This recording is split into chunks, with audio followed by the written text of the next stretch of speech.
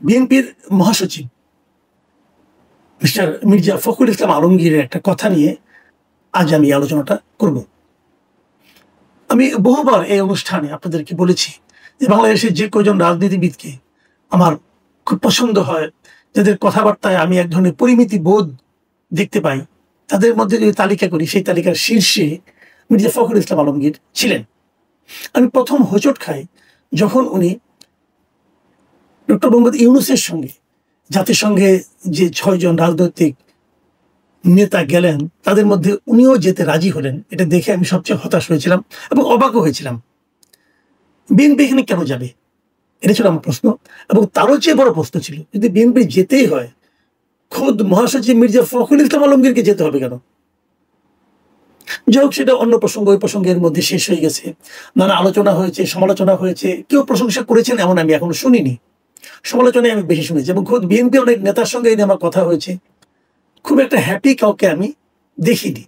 তারপর উনি গিয়েছেন, নিশ্চয়ই নিজস্ব বিবেচনার উপর নির্ভর করে উনি গিয়েছেন, অথবা এমনও হতে পারে ওনার দলীয় প্রধান ওনাকে যেতে ইনস্ট্রাকশন দিয়েছেন, সেটা হতে পারে। আমি জানি না আসলে কি ঘটেছে, কিন্তু সাধারণ একজন মানুষ হিসাবে, দেশের একজন নাগরিক হিসাবে আমার একটা পছন্দ হয়নি। এরপর আর কি ঘটলো যে নিয়ে আজকে আলোচনা করতে হবে, সেটা হলো যে ওখানে যাওয়ার পর ওনারা কি করেছেন না করেছেন সব খোঁজ খবর নিতেও চাইনি, দরকারও মনে করি নাই। কিন্তু শনিবার দিন মানে ২৭ তারিখে, গতকালকে আমাদের সময়, গতকালকে তাদের সময় আরো একটু আগে, নিউ ইয়র্কে এনআরবি কানেক্ট ডে নামে একটা অনুষ্ঠান হয়েছে। যারা নাকি বিদেশে আছেন আর কি, নন রেসিডেন্ট যারা আছেন, তাদের নিয়ে একটা অনুষ্ঠান হয়েছে। সেই অনুষ্ঠানে অনেকে বক্তব্য রেখেছেন। সেখানে প্রফেসর ইউনূস ছিলেন সেই অনুষ্ঠানের প্রধান অতিথি। উনি কথা বলেছেন। কেবলমাত্র রেজিস্টার্ড লোকে ওখানে ঢুকতে পেরেছেন যতটুকু আমি জেনেছি। তার মধ্যে প্রফেসর ইউনূসের সঙ্গে বাংলাদেশ থেকে যে সমস্ত পলিটিশিয়ান গিয়েছেন তারাও সেখানে উপস্থিত ছিলেন। এবং সেখানে মির্জা ফখরুল ইসলাম আলমগীর কি বলেছেন সেই কথাটা নিয়ে আজকে আলোচনা। তিনি সেখানে বলেছেন যে অন্তর্বর্তীকালীন সরকারের যে উপদেষ্টা, প্রধান উপদেষ্টা ডক্টর মোহাম্মদ ইউনূস, তার বিভিন্ন উন্নয়নমূলক কার্যক্রমের উনি ওখানে ভূয়সী প্রশংসা করেছেন। প্রফেসর ইউনূস তারা ধরনের উন্নয়নমূলক কাজকর্ম করেছেন এবং সেগুলোর ব্যাপক প্রশংসা করেছেন মির্জা ফখরুল ইসলাম আলমগীর। আচ্ছা, ডক্টর ইউনূস গত ১ বছরে কি কি উন্নয়নমূলক কাজ করেছেন বলেন তো ভাই আপনি একটু। আমি একটু স্মরণ করার চেষ্টা করলাম উনি কি কি উন্নয়নমূলক কাজ করেছেন। উনি খুব গুরুত্বপূর্ণ কাজ কি করেছেন? গুরুত্বপূর্ণ কাজের মধ্যে হতে পারে যে ওনার গ্রামীণের জন্য আগাম কিছু কর অব্যাহতি নিয়েছেন। তারপরে গ্রামীণের জন্য উনি একটা ইউনিভার্সিটি নিয়েছেন, মেডিকেল কলেজ নিয়েছেন, নাকি এগুলি আরো করেছেন। গ্রামের জন্য আদম ব্যবসার লাইসেন্স নিয়েছেন। ওনার মামলাগুলিকে প্রত্যাহার করে নিয়েছেন। আওয়ামী লীগকে নিষিদ্ধ করে, আওয়ামী লীগের রাজনৈতিক কর্মকাণ্ড নিষিদ্ধ করেছেন। তারপরে আরো উন্নয়ন কি করলেন? আরো উন্নয়ন করেছেন, পোর্টটাকে লিজ দেওয়ার ব্যবস্থা করেছেন বিদেশি একটা সংস্থার কাছে উইদাউট এনি টেন্ডার, কোনো আন্তর্জাতিক প্রতিযোগিতা ছাড়াই ওনার পছন্দ অনুযায়ী একটা প্রতিষ্ঠানকে লিজ দেওয়ার চেষ্টা করেছেন। উন্নয়ন আরো করেছেন, ইলন মাস্কের প্রতিষ্ঠানকে এখানে এনে তারপর ইন্টারনেটের ব্যবস্থা করেছেন, যেটা নাকি বাংলাদেশের অধিকাংশ গ্রাহকের মধ্যে হতাশা তৈরি করেছে। যাই হোক, সেটাও একটা উন্নয়ন ধরে নিচ্ছি। আর কি উন্নয়ন করেছেন উনি? সংস্কার নামে একটা ভোজগোটো পাকিয়েছেন। উন্নয়নটা কোথায়? দেশের বেকারত্ব বেড়েছে। এইগুলো ডক্টর ইউনূসের এই সমস্ত কর্মকাণ্ডের ভূয়সী প্রশংসা করেছেন আমাদের মির্জা ফখরুল সাহেব। এবং তিনি আরো বলেছেন, আমি তার কথা একটু আপনাদেরকে পড়ে শোনাই। তিনি বলেছেন, গণতান্ত্রিক, সমৃদ্ধ এবং দুর্নীতিমুক্ত দেশ গঠন করার যে স্বপ্ন ছিল শহীদ প্রেসিডেন্ট জিয়াউর রহমানের, তার সমস্ত কথাগুলো প্রফেসর ইউনূসের কথায় বের হয়ে আসছিল। এটা উনি বলেছেন। এবং উনি আরো বলেছেন, প্রফেসর ইউনূস যখন কথা বলছিলেন আমার বারবার মনে হচ্ছিল যে আমি এদেশের স্বাধীনতার ঘোষক শহীদ প্রেসিডেন্ট জিয়াউর রহমানের কণ্ঠ শুনছি। মানে জিয়াউর রহমান যে কথাগুলি বলতেন সেই কথাগুলি যেন ওনার মুখ দিয়ে উচ্চারিত হচ্ছে। উনি যখন কথা বলছিলেন ওনার কাছে মনে হচ্ছে আরে এটা তো জিয়াই কথা বলছেন। এবং উনি আরেকটা কথা বলি, ওনার বাক্য, উচ্চারিত বাক্য, উনি বলেছেন ডক্টর ইউনূস দূরদৃষ্টি সম্পন্ন, দুনিয়া জোড়া তার সুনাম, তিনি দেশকে একটি কাঙ্ক্ষিত মানে দেখতে চান। এটি শহীদ প্রেসিডেন্ট জিয়াউর রহমানেরও চাওয়া ছিল। আমি ডক্টর ইউনূসের মাঝে আমাদের দলের প্রতিষ্ঠাতা শহীদ প্রেসিডেন্ট জিয়াউর রহমানের প্রতিচ্ছবি দেখতে পাই। মানে শহীদ ছবি প্রেসিডেন্ট জিয়াউর রহমানের প্রতিচ্ছবি উনি ডক্টর ইউনূসের মধ্যে দেখতে পাচ্ছেন। আর সমস্যাটা কি? কোনো নির্বাচনের দরকার কি? বিএনপির তখন উচিত হবে ডক্টর ইউনূসকে প্রধানমন্ত্রী করার জন্য আন্দোলন করা, অথবা তারা যে সামনে নির্বাচনটা করবেন সেই নির্বাচনে ডক্টর ইউনূসই তো বিএনপির প্রধানমন্ত্রী ক্যান্ডিডেট হতে পারেন। কারণ যে ব্যক্তি এই দলটা প্রতিষ্ঠা করেছে তার প্রতিচ্ছবি যার মধ্যে আছে, তিনি তো তার দলের সবচেয়ে যোগ্য ব্যক্তি প্রধানমন্ত্রী হওয়ার জন্য। তারেক রহমান নয়, ডক্টর ইউনূস। কারণ আমি কখনো শুনিনি তারেক রহমানের মধ্যে কেউ জিয়া রহমানের প্রতিচ্ছবি দেখতে পায়। ডক্টর ইউনূসের প্রতিচ্ছবি দেখতে পাচ্ছেন ওনারা, এই দলের মহাসচিব ডক্টর ইউনূসের মধ্যে। মানে একটা দল, মানে আমি কি বলবো, উনি একজন রাজনৈতিক ব্যক্তিত্ব, ওনার মধ্যে উনি বিএনপির রাজনীতি করেন না, ওনার মধ্যে এরকম রাজনৈতিক দেউলিয়াত্ব কি করে ভর করলো আমি বুঝতেই পারি না। আর উনি যদি সেই রাজনৈতিক দলের মহাসচিব হন, তাহলে সেই দলের মধ্যে কি অবস্থা হলো, এ ধরনের সাধারণ মানুষের মধ্যে রিয়াকশনটা কি জানেন? আমি আজকে বেশ কয়েকটা ফোন পেয়েছি, অনেকে আমাকে মেসেজ করেছেন হোয়াটসঅ্যাপে এবং আমার মেসেঞ্জারে। তাদের এই রিয়াকশন গুলো শুনেই কিন্তু আজকে আমি এই অনুষ্ঠানটা আসলে করতে বসেছি। আমি এটা দেখার পর সকালে আমি এটা নিয়ে একটা একটা আমার আমার যে চ্যানেল আছে এই কথা চ্যানেলে, এই চ্যানেলে আমি একটা মানে জরিপ দিয়েছিলাম যে এই কথাটাতে মানুষ কি মনে করে। মানে মিস্টার ফখরুল ইসলাম আলমগীর এই যে কথাটা বললেন, এটা কি তার জিয়ার প্রতি ভালোবাসার প্রকাশ ঘটালেন, নাকি উনি ইউনূসের প্রতি ভালোবাসার প্রকাশ ঘটালেন, নাকি উনি ওনার নিজের দেউলিয়াত্বটা প্রকাশ করলেন? ৭৮% লোক বলেছে এই বক্তব্যের মাধ্যমে মির্জা ফখরুল ইসলাম আলমগীর নিজের রাজনৈতিক দেউলিয়াত্ব প্রকাশ করলেন। ৭৮%। মির্জা ফখরুল দেউলিয়া হয়ে যাচ্ছেন দলকে নিয়ে নাকি একা একা? দেখুন, এখানে প্রচুর কমেন্ট পড়েছে এবং যে সমস্ত কমেন্ট আমি এখানে দেখেছি তার সঙ্গে যদি আমাকে যারা বিভিন্ন সময় ফোন করেছেন তাদের যে কমেন্টগুলো, আমি সব মিলিয়ে কিছু কমন কমেন্ট আপনাদেরকে আমি জানাতে চাই। যেমন কেউ লিখেছেন, দেখেন, ক্ষমতার লোভ মানুষকে কোথায় পৌঁছে দেয় তার প্রমাণ এই বক্তব্য, এটি দেউলিয়াত্বের বহিঃপ্রকাশ ছাড়া কিছু নয়। আবার লিখেছেন, তাহলে নির্বাচনের দরকার নাই, ইউনূসই থাকুক। আরেকজন লিখেছেন, দালালি বা চামচামের একটা লেভেল থাকে, ফখরুল সাহেব কোন লেভেলে পৌঁছেছেন, আমি সত্যিই খুব মর্মাহত। আরেকটা মন্তব্য, মির্জা ফখরুলের এই কথায় তৃণমূল বিএনপিতে হতাশার ছাপ পড়েছে এবং জিয়াউর রহমানকে ছোট করা হয়েছে বলে আমি মনে করি। আরেকজন লিখেছেন, মির্জা ফখরুলের এই বক্তব্যের মাধ্যমে তিনি মহাসচিবের পদের মর্যাদা হারিয়েছেন। আরেকজন লিখেছেন যে মির্জা ফখরুল ইসলাম আলমগীর সাহেবকে আমি একজন জেন্টেলম্যান লোক ভাবতাম, কিন্তু ওনার মুখ থেকে এইসব কথা শুনে মনে হয় বয়স বাড়ার সাথে সাথে ওনার সেন্সলেস হয়ে যাচ্ছেন। যাই হোক, এই যে কথাগুলি হয়েছে, আরেকজন লিখেছেন যে ইউনূসের হাত ধরা ছাড়া তো উপায় নেই, তার জন্য ফখরুল সাহেব আবার একটু তেল মারলেন। মূল কথা হলো তাদের নির্বাচন দরকার, যার জন্য নিজের অবস্থান যে কতটা নিচে নামাচ্ছে তা হয় ফখরুল সাহেব টের পাচ্ছেন না, পরে বুঝবে ইউনূস কি জিনিস। যাই হোক, আর সমালোচনা করে লাভ নাই, আমি কেবল আরেকটা বক্তব্য বলে শেষ করছি। আমাকে একজন লোক লন্ডন থেকে আমাকে ফোন করেছিলেন। এই ভদ্রলোক মাঝে মাঝে আমাকে বিভিন্ন ইস্যুতে ফোন করেন, তার নিজস্ব মতামত বলেন। উনি ওনার পিতার রেফারেন্স দিয়ে বললেন যে ওনার বাড়ি নওগাঁ। উনি বলেছেন যে একবার এরকম একটা ঘটনা ঘটেছিল, মানে ৮০ দশকের কথা, ৮০ দশকের একটু আগে, 78, 79 এরকম টাইমের ঘটনা, যে জিয়াউর রহমান তখন একটা খাল কাটার আন্দোলন করছিলেন। নওগাঁ আত্রাই থানার কালিকাপুর গ্রামের পাশ দিয়ে একটা খাল গেছে, সেই খালটা খননের জন্য জিয়াউর রহমান সশরীরে সেখানে গিয়েছিলেন। খাল কাটার কাজ শেষে দুপুরবেলা খাওয়ার আয়োজন করা হয়েছিল নওগাঁ ডিসি সাহেবের তত্ত্বাবধানে, ব্যাপক আয়োজন খাওয়া দাওয়ার। এটা দেখে জিয়াউর রহমান জিজ্ঞাসা করেছিলেন, এই যে ব্যাপক আয়োজন, এটা আসলে টাকাটা কোথেকে আসলো? ততক্ষণে কিন্তু জিয়াউর রহমান সাহেব হাতটা ধুয়ে খেতে বসবেন এর অবস্থায় ডিসি সাহেব বললেন, এটা সরকারি তহবিল থেকে টাকাটা দেওয়া হয়েছে। জিয়াউর রহমান সেই খাবারটা খাননি। উনি কেবল বলেছিলেন যে সরকারি ফান্ডের এভাবে অপচয় করবেন না। এটা হলো জিয়াউর রহমান।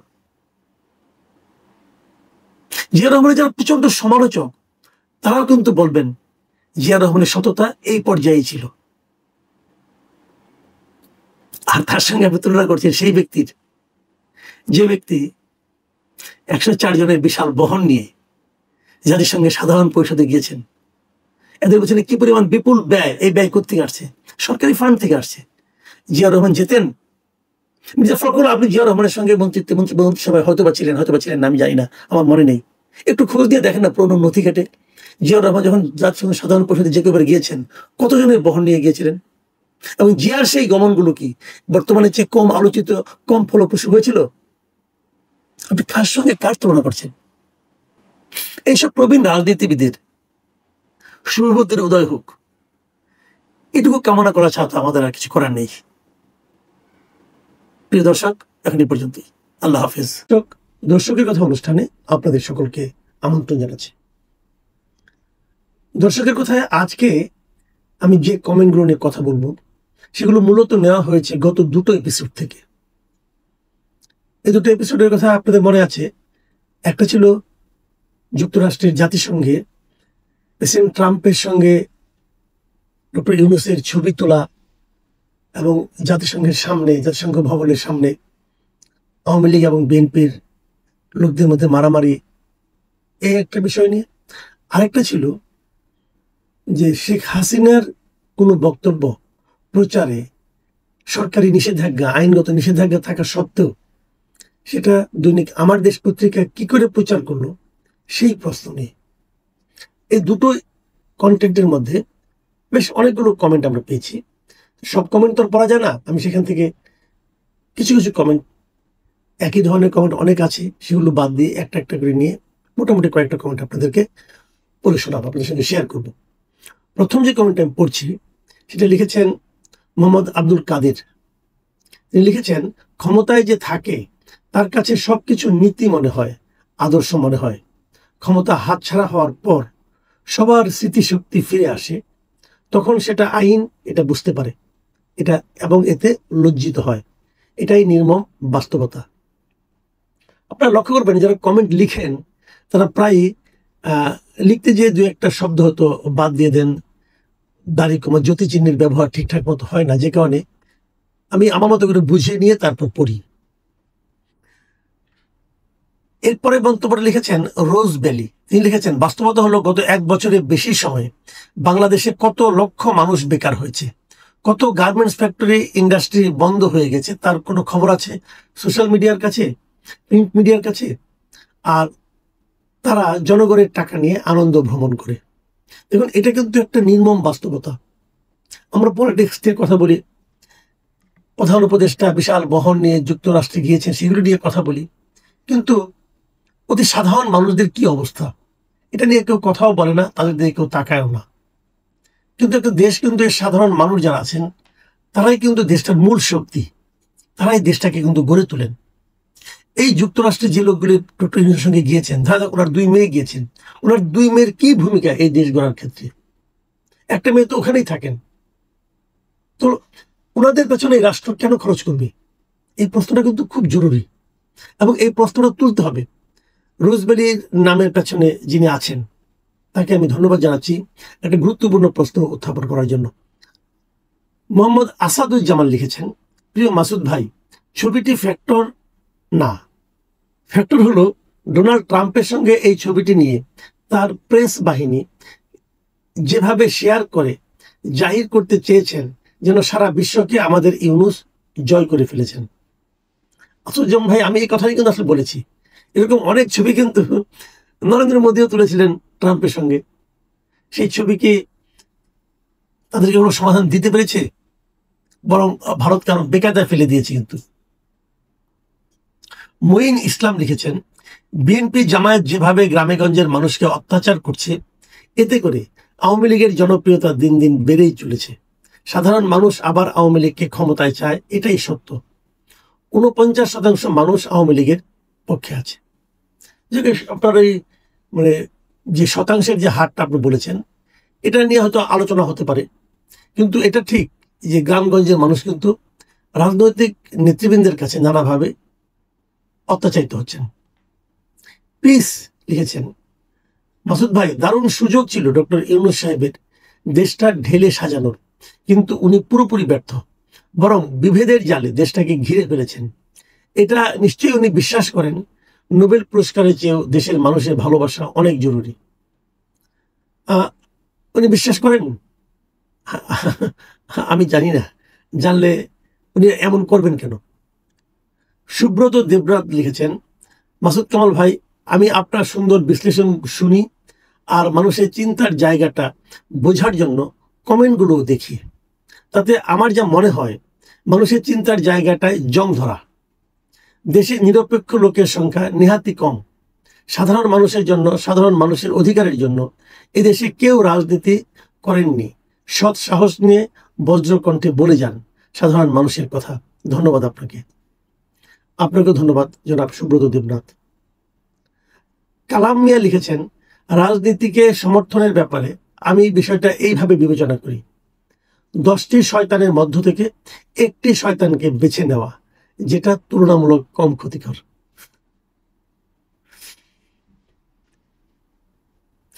মাসুম আহমেদ মিশু লিখেছেন, এই সরকারের ভুল ত্রুটি সমালোচনা করা যেতে পারে, কিন্তু ইউনূস সরকারের সাথে আওয়ামী লীগের তুলনা করা যাবে না। আওয়ামী লীগের অপরাধ করেছে, অন্যায় করেছে, এটাই বাস্তব। মিশু সাহেব, আমি আপনার সঙ্গে একমত। আসলে তুলনা করে কোনো লাভ নেই। ধরেন আপনি এখন প্রচন্ড জ্বরে আক্রান্ত, এখন যদি আপনাকে আমি বলি, ভাই তুমি এত কাতর হচ্ছে কেন, তোমার তো গত বছর এর চেয়েও বেশি জ্বর হয়েছিল, এটা বললে কিন্তু আপনি জ্বর কমবে না।